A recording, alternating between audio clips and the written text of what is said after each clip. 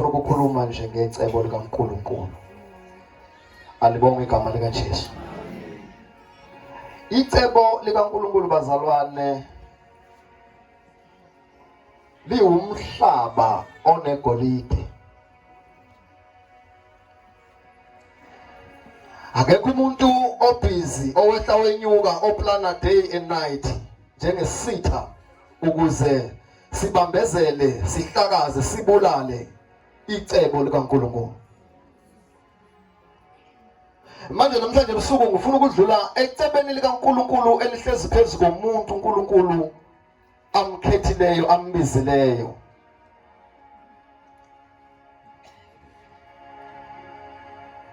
Amen. Icebo likaNkulunkulu bazalwane liyabiza. Sometimes ecebeni likaNkulunkulu lingakwenza ukhale. Sometimes ecebeni likaNkulunkulu lingakwenza ulahlwe. Sometimes ecebeni likaNkulunkulu lingakwenza uzizwe ungenamuntu.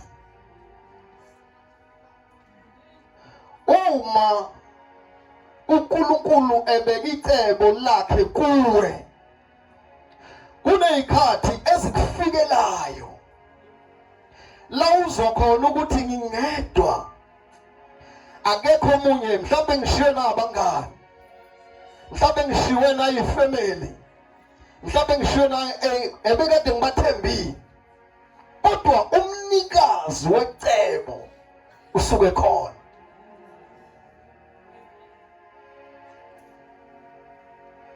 Umnikazi wecebo usuke khona.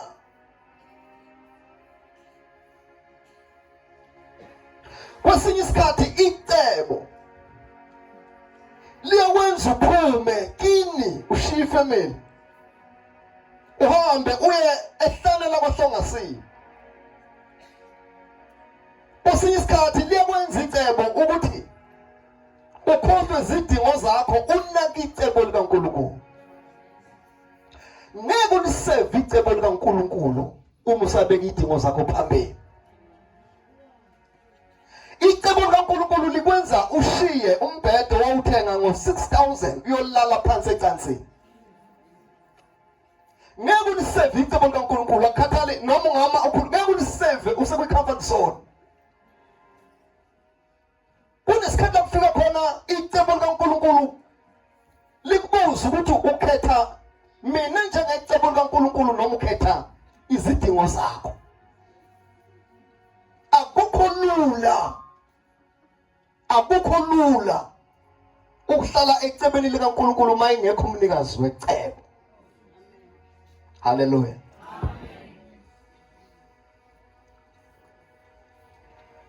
Omunye wabadumileyo la eBhayibhelini ogama lakhe uJosefa, kwakukhona icebo likaNkulunkulu phezu kaJosefa. Impilo kaJosefa yonke yaba impilo yobuhlungu yaze yafika ekugcineni la kufezeka khona icebo likaNkulunkulu. uJosefa ungomunye wabantu owalahla wajikelwa abafowabo. uJosefa uma kufika icebo likaNkulunkulu kuye lamenza wadayiswa abafowabo. Bamdayisela ezinye izizwe ukuze ayoba yisigqila kwezinye izizwe. Lelo cebo likaNkulunkulu elihlezi kuJosefa lelo cebo elamenza wangena ejele. Lamenza wadonsa kanzima. Kodwa uma uthi uyalandela uNkulunkulu noma izwi likaNkulunkulu lithi uJehova waye naye.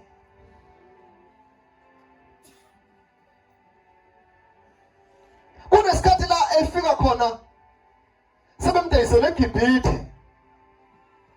Kufika umkaFaro, uFaro engekho. Uthi waza silale ngokuba umyeni wami akekho. Uthiwa wanqaba uJosefa. Uma enqaba uJosefa owesifazane, wamzama 3 times enqaba. Okugcina wathi mayinqaba owesifazane wathi mathi uyambamba. Kwasala into ayigqokile uJoseph yasala ezandleni zowesifazane. Wayesememeza owesifazane. Wathi nangu engidlomula. Wahamba umyalezo sibuyile inkosi yafika kuye bamthatha bamfaka ejele. Engazange adlomule. Because isitha sasesifikile to destroy icebo likaNkulunkulu. Kodwa lithi noma kunjalo uNkulunkulu wayenaye. Uya ejele nje uNkulunkulu naye. Lo Nkulunkulu obeke lento kuye uNkulunkulu uyena uNkulunkulu ozomkhipha kule nto angena kuyo angazange ayenze. Kwakubuhlungu ngoba yonke lento ikala nje ulahlwa abafowabo. Kungenzeka ukuthi uthi nabafweni kodwa ukababoni ukuthi olumhlobo lobafowethu. Khona abantu ongahamba nabo uhlale nabo udle nabo etafuleni kodwa olumhlobo lwabantu. Khona abantu ongahamba nabo ucabanga ukuthi nibambe icebo likaNkulunkulu liyaphambili kanti balishovele emuva icebo. Khona abantu othi bawuhamba ufuna ubaqaphela ungababuki ngamehla amabili babuke ngamehla u4. Nikhonza nisesontweni lethu bathi ungababuki ngamehla amabili. Ubabuke ngamehla u4.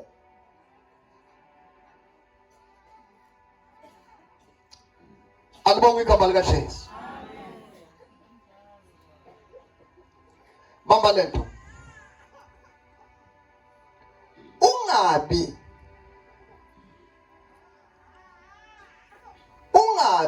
umuntu ohlanganyela nezitha ukubulala icebo likaNkulunkulu alibekile phezulu kwakho. Kunabantu abahlangana nezitha ukuze kubulawe icebo likaNkulunkulu alibekile uNkulunkulu kuye. Engazi ukuthi uhlangene nesitha kubulawa into kaNkulunkulu kuye ebekwe kuye. Ungabike omunye wabantu okufika icebo likaThixo likuwe ngenxa yakho. Amen. Asibheke incwadi kaJob chapter 1.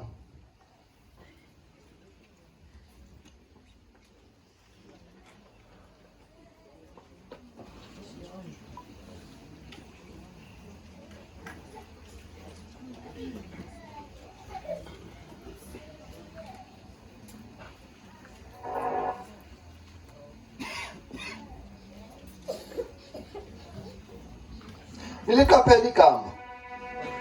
Lithi iBhayibheli igama liyabulala kodwa umoya uyaphilisa.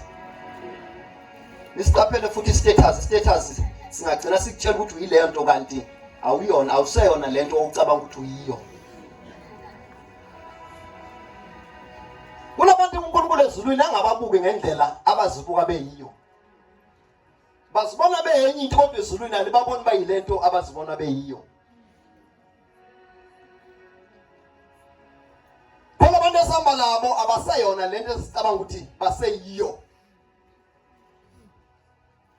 Ezulwini alisababuki ngalento elalicabanga ukuthi bayiyo nesicabanga ukuthi bayise sekuyenye into. Ingakho izulu mali confirma ngayo lingakhuluma enye into kunaleyo nathi uyiyo.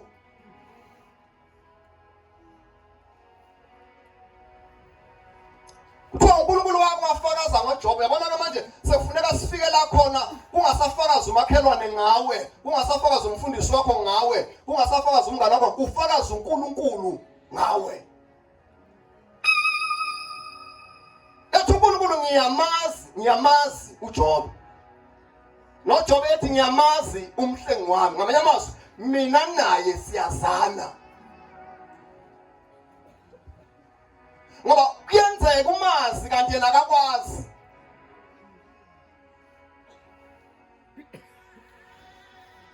Yingakho masifika phambi kaNkulunkulu kukhona abanye abantu esiyothi masifika phambi kaNkulunkulu utholakala ukuthi emsebenzini kuma-assignment ababebizelona ku-empty kwifayili labo. Khona umuntu ebalekela ukuba u-Asha kanti ezulwini ubizela ukuba u-Asha. Ebona kuwumsebenzi odelelekile phakathi ebandleni. Uthola ukuthi izulu limthembe ngawo futhi umkhomela wakhe ulele kuyo ukuba u-Asha.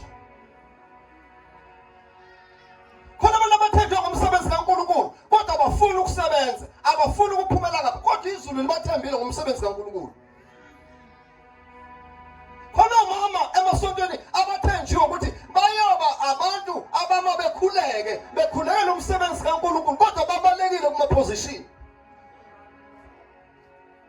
Kukhona ezinye izinto ezifa ngoba ungekho wena ku position, hayi ngoba zibheda, yingoba wena usukile kwi position.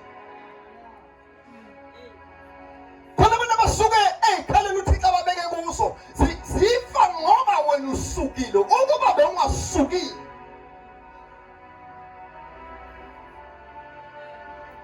Kukhona la umuntu ongakusebenze khona ukhomba kanje uyobukhomba wena ukuthi uyisizathu akuloya uwena ngoba usukile. Khona abantu abamukela insindiso bathi basebeyamkelile insindiso athi uJesu, uma umuntu amukela ukukholwa kufana nokukhala, kufana nesibane. Athi mayesekutholile abuyele nakhe emuva afika akhanyisa abeke phezu kwetafula ukuze kukhanyisele bonke abantu. Kukhona abantu kini emndenini wakho abasevwa ile nsindiso eyisibani. So njengoba udembesela kanje, njengoba uyitshela kanje ngokukholwa, njengoba ufuna ukuncenga kanje ngokukholwa, uma kuke kwamnyama kukhona imphefemulo eyofa kungafanele ife because of you. Uma uyekelela ukukholwa kusho ukuthi ubumnyama bubuyile kulomuzi, bubuyile la ekhaya.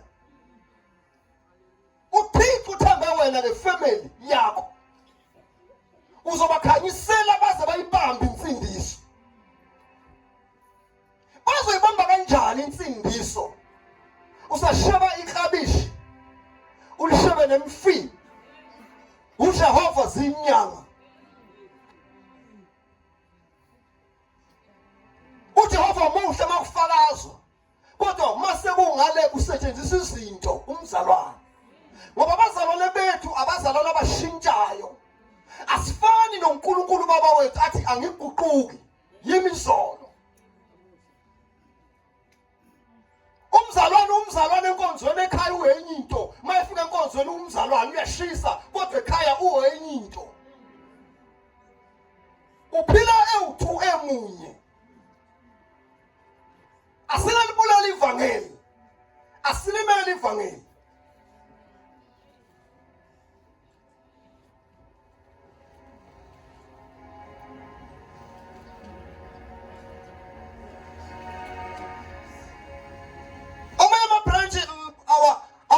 Awalinyazwa izinto alinyazwa abantu abaphakathi. Khona abantu abaphakathi abane-status abazinikeziwe abayisebenzisa wrong to destroy umsebenzi kaNkulunkulu.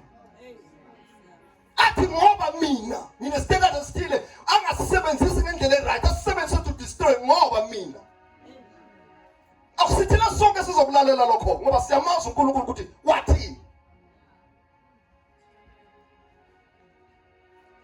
Mina uma ngishiya ekhaya, ngishiya abafowethu ngiye endaweni esemanqabulana, ngiyamazi uNkulunkulu ukuthi wami wathini, noma ngangena ngeinyawo la ngingafike ngimtshele lokho angitshela khona. Mina ngiyamazi uNkulunkulu wami ukuthi wathini. I don't care umuntu ongamazi ukuthi wathini uNkulunkulu wami kimi. Mina I know my story. I'm not just walking nje. Ngihamba kulokho uNkulunkulu angitshela khona.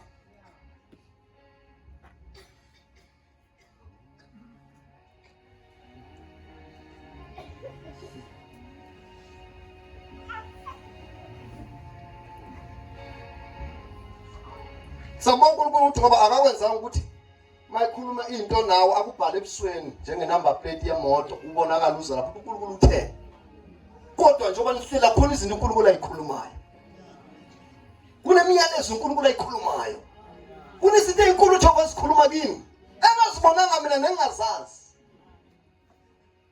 zaziwa kuwo. Yilezo futhi yobuzwa ngazo. Mvumela wena umuntu abulale into uThixo ayibeke kuwo, ayikho inkinga. Dayisa wena ngecebo likaThixo ayikho inkinga. Dayisa wena ngomsebenzi kaNkulunkulu ayikho inkinga. Kodwa luyeza usuku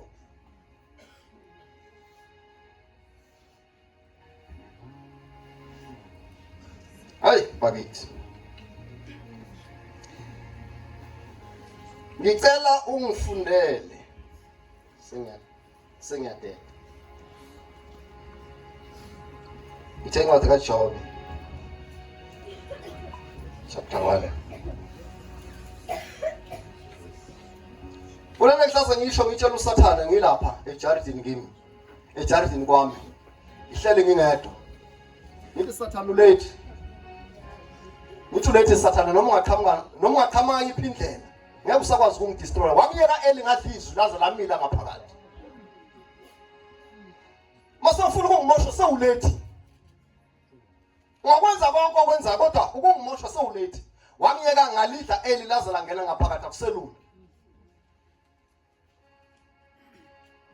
Mina khona into engiyibalekela nengayifuni ile ukuthi umsebenzi kaNkulunkulu kuthi ufele esandleni kimi.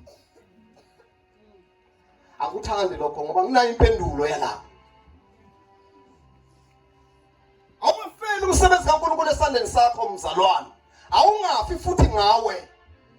Awungabe ingxenye yokufa komsebenzi kaNkulunkulu kodwa awube ingxenye yokukhula kuhamba komsebenzi kaNkulunkulu.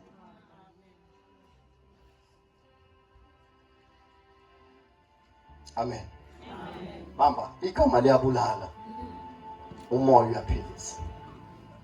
Khona bahamba ngamagama, khona bahamba ngomoya. Igama likwenza uze ubone kwangazi ukuthi wena ubaluleke ukwedlula umsebenzi kaNkulunkulu awubeke kuwe. Yabona kama usuqala uzibona ubalulekele wena more than umsebenzi kaNkulunkulu ngeke uphinde wenze umsebenzi kaNkulunkulu. Uzowenza mhla uthanda mhla ungathandi ngeke wenze. Ngoba umuntu obalulekela uwe more than umsebenzi owunikeziwe. Kodwa uma ngathiwa uhulumeni okunikeza umsebenzi, umqashi okuholela beka imali etafuleni, mathi ngo6 ufuna la ngo4 ekseni uthanda ungathanda ungavuka ngo4. Iqiniso lithi kunabantu abaningi asebekhohliwe CTA ukuthi uNkulunkulu bathathephi. Abanye bebengalali ngishukulala ebusuku. Kuba nokhela balela nezilwane. Uyinto ecaba kodwa namhlanje sikhohliwe.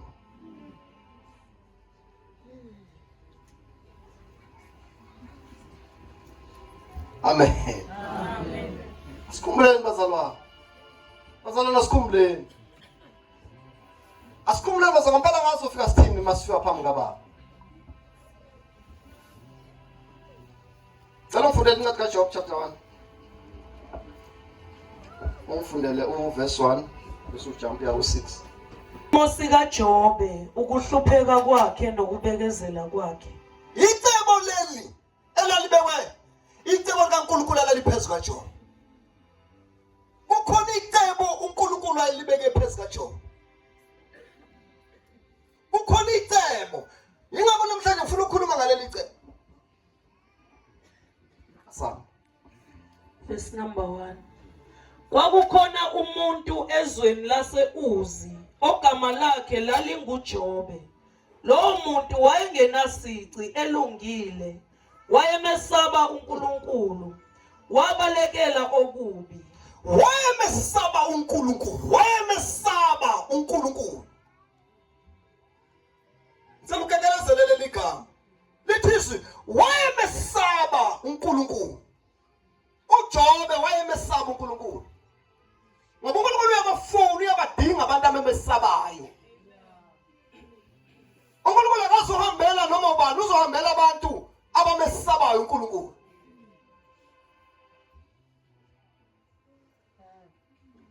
Mebandlela kungake kubuye kumesaba uNkulunkulu. Uthixo uzobahambela abantu. Kungake kubuye kumesaba uNkulunkulu. Uthixo uzobahambela abantu. Kulowo muzi wakho, kulowo muzi wakini, kungake kubuye kumesaba uNkulunkulu, uThixo uzawungena phakathi.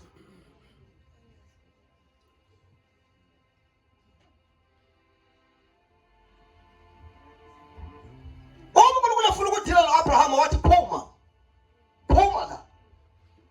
Ngoba ngizungena la ngoba la kukhona izinto zikayihlo. And lo muzi kuwona wakho kayihlo manje ke mina ngikhuluma nawe. Ishiye le ndlu le. Ngoba amanye amakhaya uThixo uyafuna ukungena kodwa akakwazi ukungena.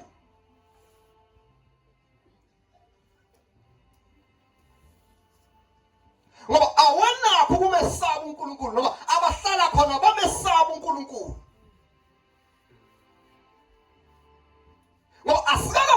sikule level ukuthi sesiyamesaba uNkulunkulu.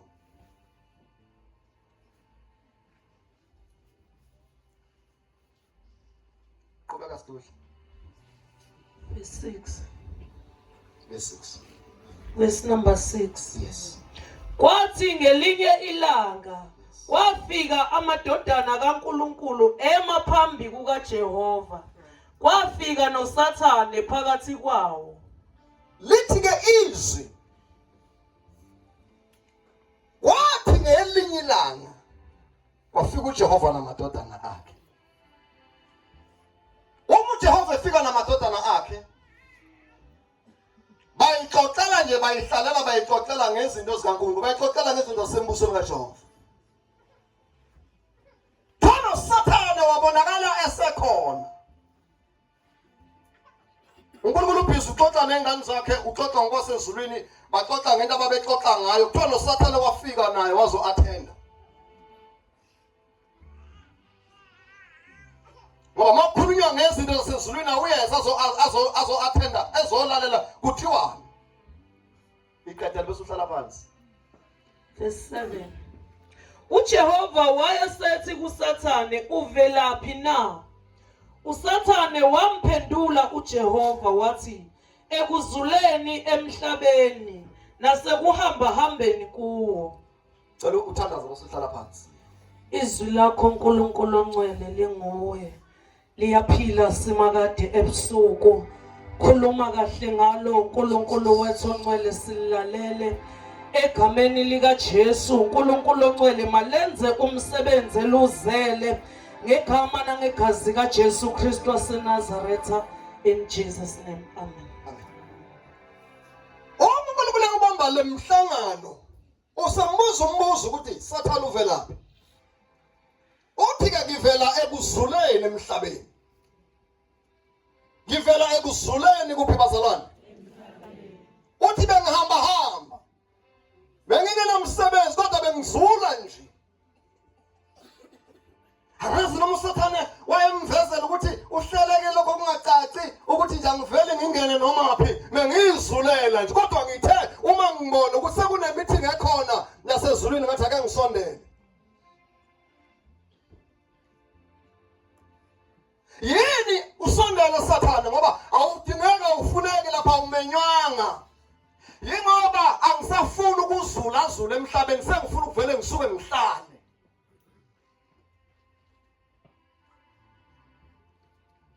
Izulu lihleli nje ngoba liyaplana ukuthi namhlanje kukhona umuntu esifuna ukumhambela. Kukhona umuntu esifuna ukumvakashela, kukhona umuntu esifuna ukumbusisa. Wasondela, wafika wancika, walalela ukuthi bakhuluma ngobani. Wathola ukuthi agenda ingoJobe. Izulu lalihlelile ukuthi namhlanje sifuna ukuhambela uJobe, wasondela. Wasethi ake ngiyozwa ukuthi indaba ingobani. Umethola ukuthi indaba ingoJobe, wasevalelisa wabuyela emhlabeni. Akangabe sasula waqonda ngqo endlini kaJobe. Uqondelana endlini kaJobe ukuthi uNkulunkulu athe fika necebo lakhe fika. Nezinto azohambela ngazo uJobe, mina Sathane sengifike eqala.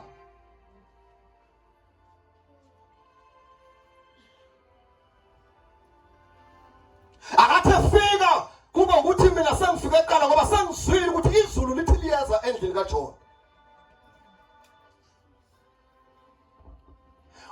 Izulu selingena endlini kaJobe lizomhambela uJobe, kwatholakala ukuthi ke manje usegijima eqala wafika wadestroya endlini kaJobe. Lithi ke manje iBhayibheli ma destroya kwakushiwa njalo isigijimi okwakufanele silethe umyalezo ongemuhle. Iphilike lento ithi uNkulunkulu ezokuhambela, uJehova ezongena kwakho, uNkulunkulu ezofika empilweni yakho, noSathane uzawubonakala khona. Ubonakalani Sathane? Ngibonakalela ukuzoqeda ngalo muntu icebo lingakafiki. Ubonakalani Sathane eKhristu ngifuna ukuzoqeda ngale ibandla.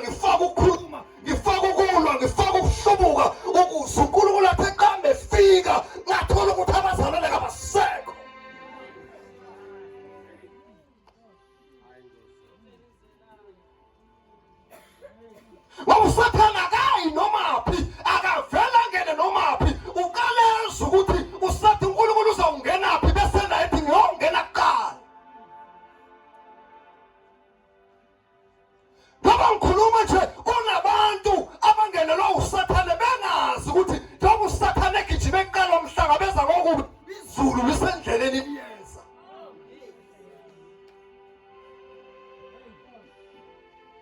Kunabantu abasha usathane esabahlangabeze phambili wabahlangabeza ngentembi ngoba usezuma umyalezo ukuthi uNkulunkulu uyeza.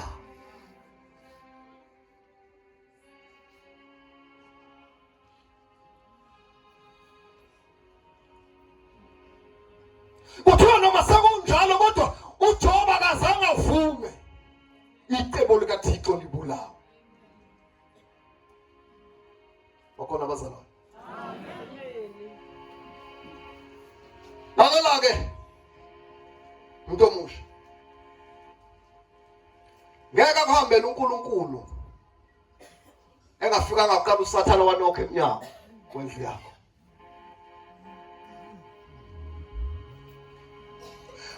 Izulu lizohambela umzalwane liyahlela.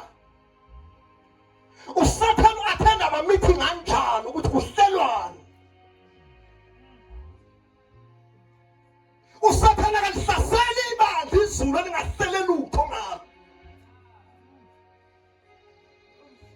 Noma usathane engena phakathi ebandleni kuvuka ukukhuluma kuvuka inhlebo kuvuka ukulwa kusuthi ezulwini kukhona into ehleliwe ngaleli bandla. Manje sikho sithi yini engayenza ukuze lolu uhlelo lukaThixo luthi manje ufika luthola ukuthi bahlakazekile.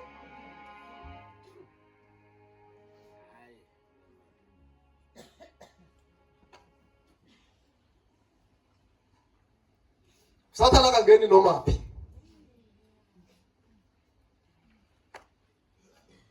Awutshela umakhi umakhi. Akangeni nomaphi. Kuthi uJobe akavumanga icebo likaNkulunkulu life. Kwathi noma isimo usathane semhlangabeze ngokubi kwafika ingane. Waphihlika incebo. Wamela amathumba. Wathi sabheke lokho walahlwa abangani bamsola. Wathi akekho umuntu ongaba nje kungekho into ayonile kuNkulunkulu. Ngoba kunabantu abathanda ukusola. Kuthi usathane emahlangabeza ngokuba bathi hawu umjezisile uJehova. Sasho.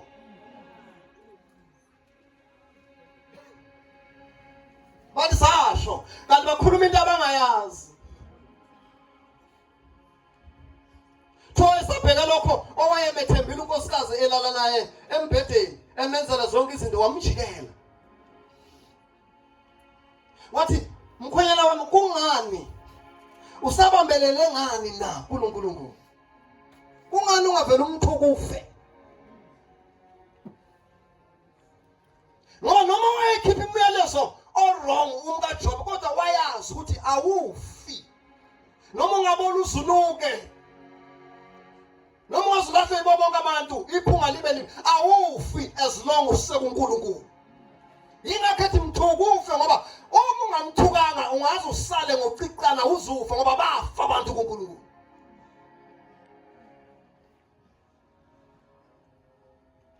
Ngizokhuluma leyo nto bazalwane. Ngizokhuluma leyo nto umuntu omusha. Noma usathane sekuhlangabeze ngokubi. Noma sethe uyahamba waqhuzo khona into kodwa ehleliwe enhle ngawo. Noma sethe uvula umnyango wavale kodwa khona into ehleliwe ngawo. Noma sethe uyazama wangazama wabona ngathi kumnyama ngizothi mina usathane ukuhlangabeze ngokukhona ukukhanya okuzayo. Ngizokutshela lokho nje namhlanje ngizothi mina as long icebo likaThixo lisephezu kwakho linamandla okukuthwala linamandla okukuvikela linamandla okukugcina kunala ungagcina khona umthandazo ugcinwa licebo likaThixo. Kunala wasugcina umthandazo wakho la othi khona sikushaya sikunetha ubona ukuthi awusathandaze kodwa icebo linqabe. Kukhona izinto ongeke uzihlule ngoba uthandazile ozozishula ngoba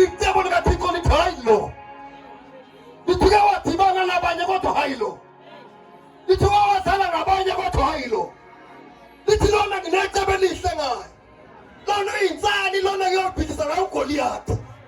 Lolu insala ngiyomosha ngaye abathakatha endaweni yangakubo. Lolu insala ngiyomosha ngaye amasathani asasele ikoleni. Lolu insala yoma.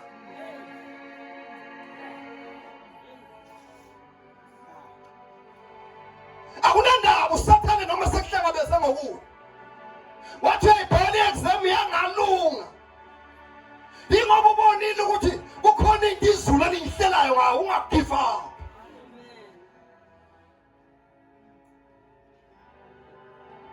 Ingakho nje nasebandleni bekuvukela kangaka abahlobo bakho, bekuvukela kangaka abazalwane bakho. Ingoba uThixo usekabonile ukuthi kule branch le kukhona insana. Usekhona umuntu ongesabayo kule branch. Manje kuvuka abangamesabi ukuze kungene uma ukuthi asingamesabeni sonke.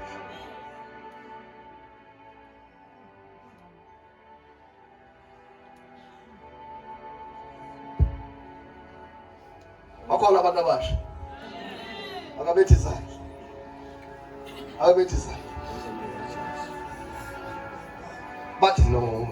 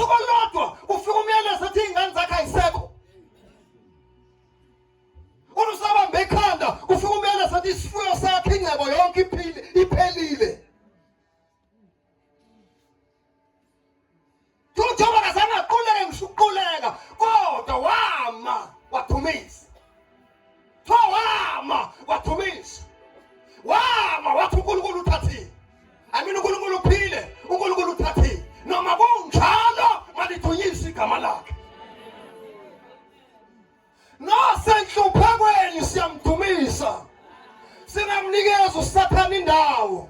Nasebuhlungwini asimdumise. Nasekhaleni asimdumise. Nabulalo usizo obhekane nalo mnikeze worship uNkulunkulu.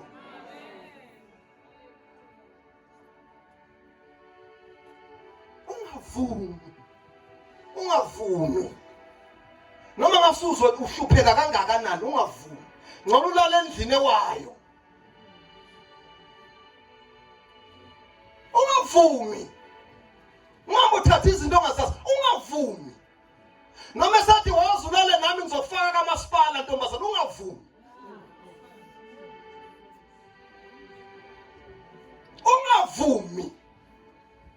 Ngoba uyayisola impilo yakho yonke noma ungalala kulo 12 room kodwa uyobulala entweni engcolile. Njalo uthi mawuyibuka ukuthi umzimba wami lo.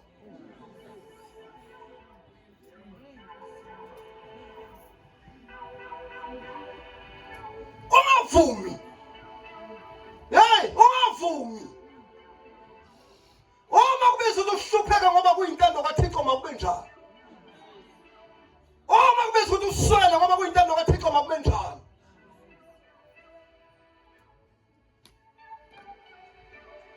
Abazange bavume ngisho Paul. Paul kwakunzima. Paul uyathi mayichaza ngempilo yakhe yobuhlungu ubona ukuthi kodwa noma kunjalo akavuma. Uthi Paul mina ngashawa 3 times. Athi imvime yasho uJesu mina yaphindwa ka3. Athi Paul mina ngakhandwa ngamatshe. Bengishiya bethi ngifile athi azathi uPaul ngiyamazi umuntu ekuKristu Jesu noma wayesenyameni noma wayekumoya. Athi ngiyakwazi ukuswala, ngiyakwazi ukulamba. Ngiyakwazi ukuba into yalutho. Kodwa stealing me.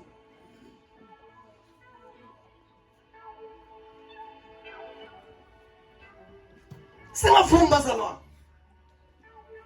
Tshela umakhethi make singavumi. Singavumi makhelwane.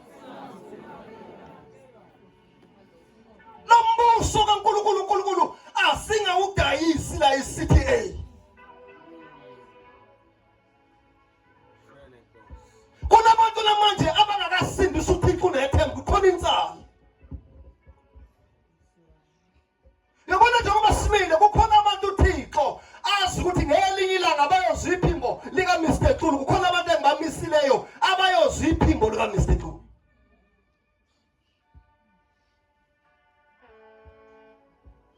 Singavumi.